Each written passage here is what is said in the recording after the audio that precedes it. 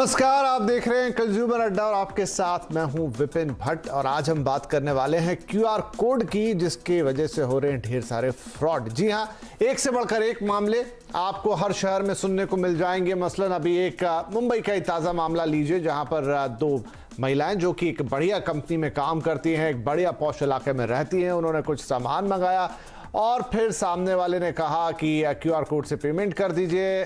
फिर बोला ज़्यादा पेमेंट कर दिया, कुछ पैसे आपको लौटाने हैं। लौटाने के लिए उन्होंने क्यूआर कोड भेजा और बस उसके बाद की कहानी हर बार जैसी ही है, जहां पर बैक टू बैक ट्रांजैक्शंस होते गए और 4 लाख रुपए से ज़्यादा उनके अकाउंट से उड़ गए।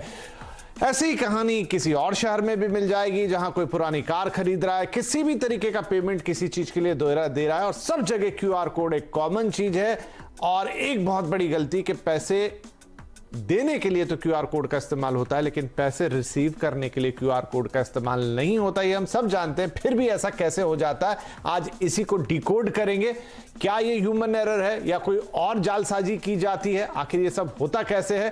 क्योंकि क्यूआर कोड से इन दिनों हम में से सारे, लगभग सभी लोग जो भी डिजिटल एसेट का इस्तेमाल कर रहे हैं या डिजिटल ट्रांजेक्शन्स कर रहे हैं, क्यूआर कोड अब सब जगह कॉमन हो चला है। क्रेडिट कार्ड हट गए हैं, सब जगह आप यूपीआई के थ्रू क्यूआर कोड का इस्तेमाल करके पेमेंट करने लग गए हैं। जेब में पैसे रखने लोगों ने बंद कर दिए और छोटी से छोटी दुकान पे या छोटे से छोटे ट्रांजैक्शन के लिए क्यूआर कोड इस्तेमाल होता है और लोग तब एक दूसरे को क्यूआर कोड के जरिए ही पेमेंट भी भेज देते हैं।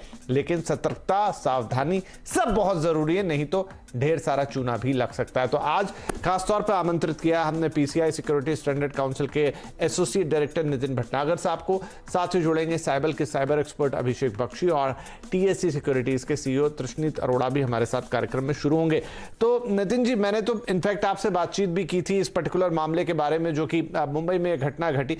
अब मैं आपसे यही समझना चाहूंगा कि ये जो घटना है खासतौर पे क्यूआर कोड वाली, पहले भी आपने हमें अपने कार्यक्रम में बताया था कि भाई क्यूआर कोड जो है बेसिकली पैसे पेमेंट करने के लिए है, पैसे रिसीव करने के लिए नहीं है। लेकिन लोग ये गलती भी करते हैं। पर मैं ये समझना चाहता हूं कि ऐसा क्या होता है, क्या लोगों को समझ नहीं आता कि वो जब सामने वाला उनको भेज रहा है तो वो पूरी प्रोसेस करेंगे या प्रोसेस नहीं करते हैं, कुछ और वो लिंक आता है तो ये अपने आप ऑटोमेटिक पेमेंट हो जाता है? होता क्या है? क्योंकि लोग पूरी कहानी बताते नहीं, वो बताते बस हमारे साथ ऐसा फ्रॉड हो गया।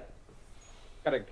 पहले तो आई थिंक विपिन जी, हमारे सेल फोन्स आज एक बैटलफील्ड हो गए हैं साइबर क्राइम्स को लेके। I think we are all are fighting. ऐसा नहीं है कि आपने जो केस बताया वही कॉमन है, हम सब कब के साथ ऐसा हो सकता है। बट आइडियली जो सिचुएशन क्रिएट की जाती है इन विशिंग अटैकर्स के, तो वी कॉल, हम इसको विशिंग अटैक्स बोलते हैं। विशिंग अटैक्स में जो सिचुएशन क्रिएट की जाती है उसको एंटाइज करते हैं, ये अटैकर्स एंटाइज करते हैं यूजर्स को उनकी पर्सनल डिटेल्स रिवील करने के लिए, और समटाइम्स वो इवन मैलिशियस कंटेंट भी उनके मोबाइल पे डाउनलोड करने की कोशिश करते हैं। पहली चीज। दूसरी चीज, जब हम ये बार बार रिपीट करते हैं कि जब आप बैंक में जाते हैं कैश विड्रॉ करने के लिए, फॉर एग्जाम्पल, तो आप टेलर पहले उसको साइन ऑफ करता है, फिर उसके बाद ऑथराइज किया जाता है ऑफिसर्स के थ्रू। सिमिलर वे जब आप ऑनलाइन पेमेंट करते हैं, बिना ऑथराइजेशन के कोई भी पेमेंट आप